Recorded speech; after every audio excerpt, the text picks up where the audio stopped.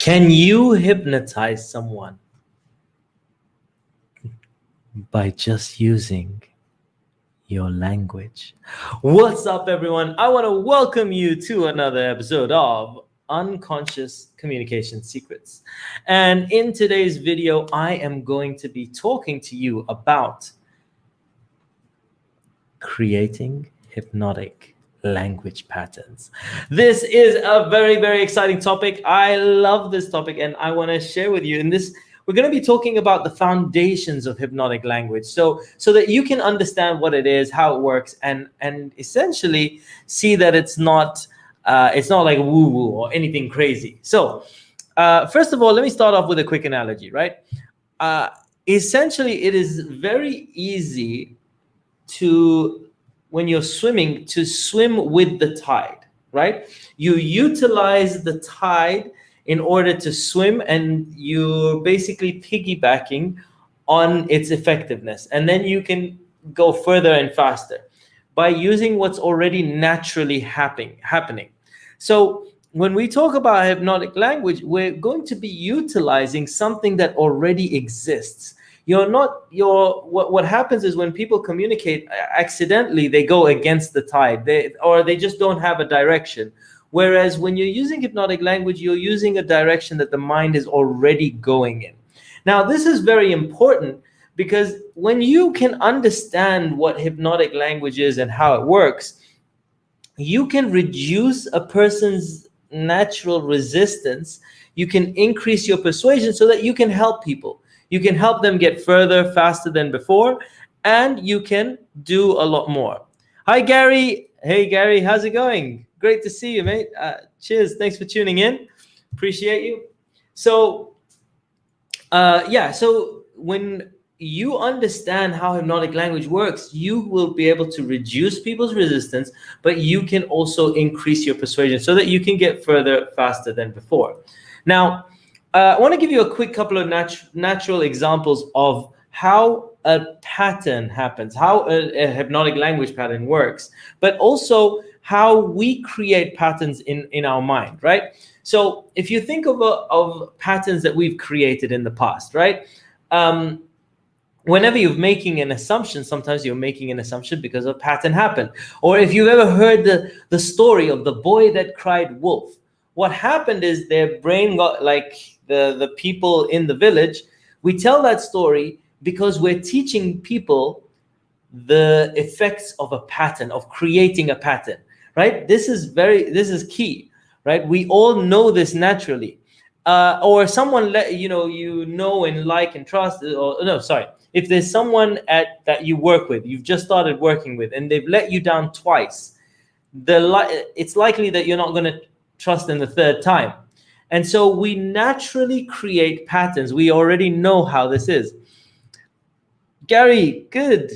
Thanks, man. I appreciate you tuning in and watching this video. Thanks so much, man.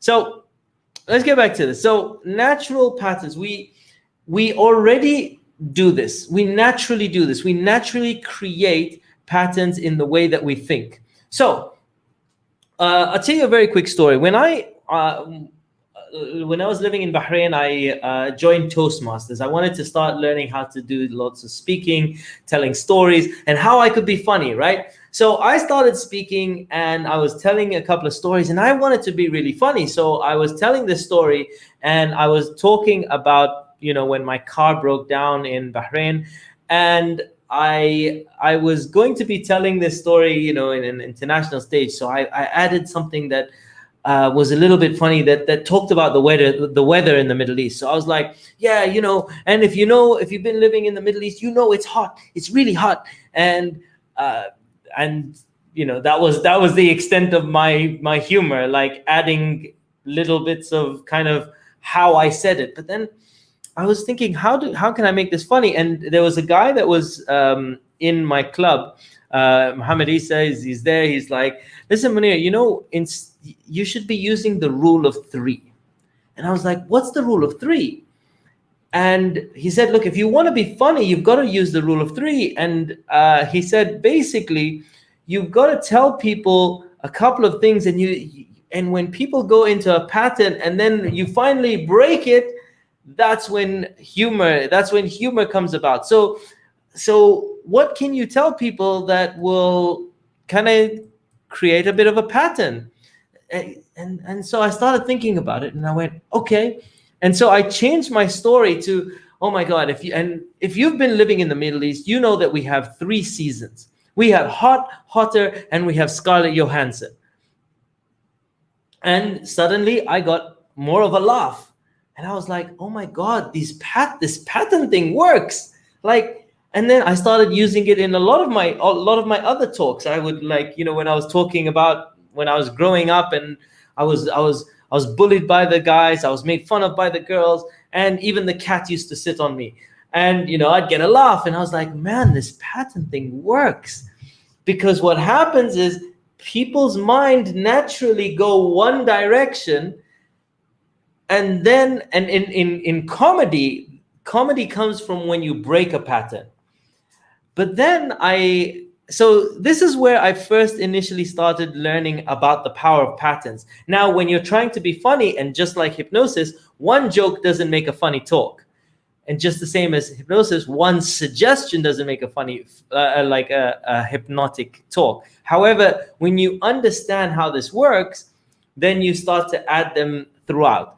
And so I started to understand the power of patterns. I started to understand. So I was using it in my talks. I wanted to learn how to become funnier. I wanted to learn how to add humor to my stories. And then I discovered hypnosis, and I started learning about a gentleman called Milton Erickson. Milton Erickson is the father of hypnotherapy, like modern hypnotherapy, and he was amazing at creating language patterns.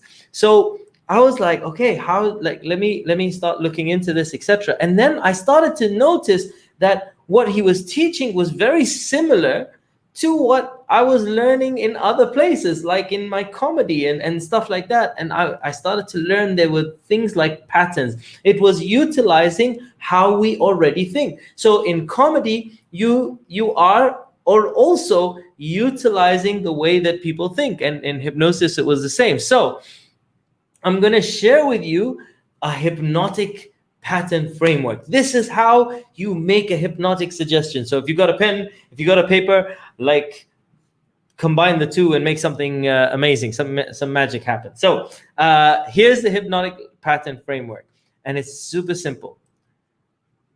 This is called the fact writing. It's very similar to making a joke, except in a joke you break the pattern. In hypnosis you ride the pattern. So here's what I mean.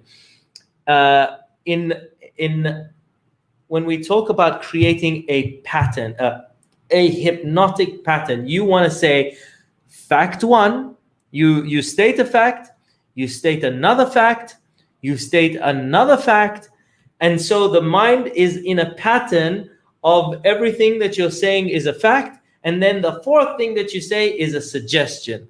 And what happens is, unconsciously, your mind associates the suggestion as being a fact. So here's what I mean, right? I'll give you a quick example. So you are watching this video. You can hear my voice. You can see text on the screen. And you can relax deeply. So as you can see, what I've done is have suggestion 1, fact 1, fact 2, fact 3, and then suggestion. Now, here's the thing, and this is quite important to know. When I talk about all of that, that is just one word, or that's just one hypnotic pattern, right? Someone might come to me and go, "Oh, I didn't relax," or "I didn't whatever," but that's just like saying one joke, right? You gotta, like, when you tell a person the first joke, it's sort of semi-funny. You're kind of warming them up, and then as you tell the next joke, people warm up and laugh and laugh and laugh, and then your 5th joke may not be as funny as your first joke, but because they're warmed up, they go into it more. And so that's the same with hypnotic language patterns. You give a suggestion and then you piggyback on it, and then you give another one and you give another one. And what happens is slowly but surely you you start to get results in terms, or you become more and more persuasive. Now, I want to also dispel a bit of a myth. Wait, hold on. Okay, let me go back. So I'll come to the myth in a second. But first of all, yeah, the phrase that pays. The phrase of the day is learn the language of the mind and notice the rewards that you find. Learn the language of the mind and notice the rewards that you find. Now, here's the thing. I shared with you one language pattern, but when you have if you want to have an effective hypnotic talk, right? Here are some of the keys. So I'm sharing with you 2 frameworks today. Here are the keys for an effective hypnotic talk. Number 1, you got to pick a theme. And here's what I mean by picking a theme. A confused mind says no, while a directed mind says go.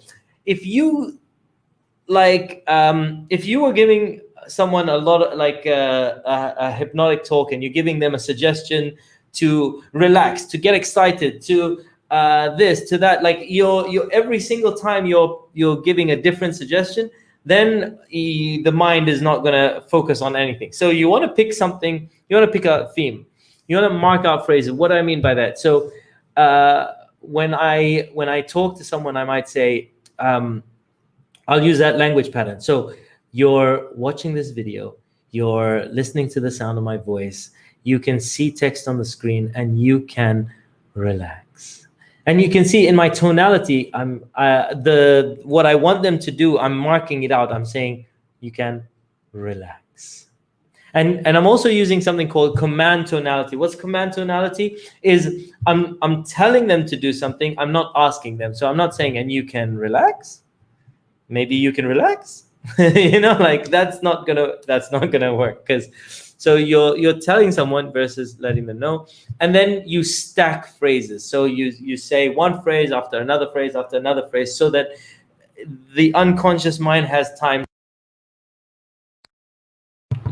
Okay, so that's and also I want to point one thing out and just dispel one myth.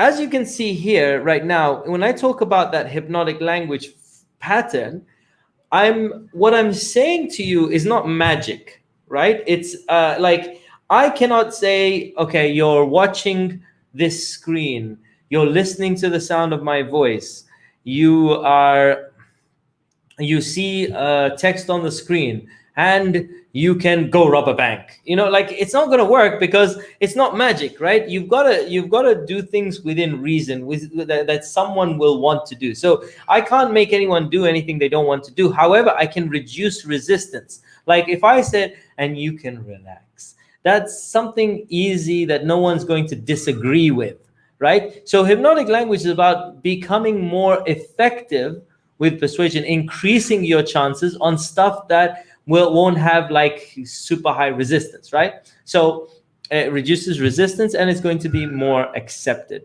So that is the video for today. If you are interested, so that's the phrase that pays is learn the language of the mind and notice the rewards that you find. So that's today's video, talking about how to create a hypnotic pattern. Thank you guys for tuning in. I appreciate you, and I will see you guys on another video very soon. Lots of love, peace out, and I'll see you guys on another video soon. Bye for now.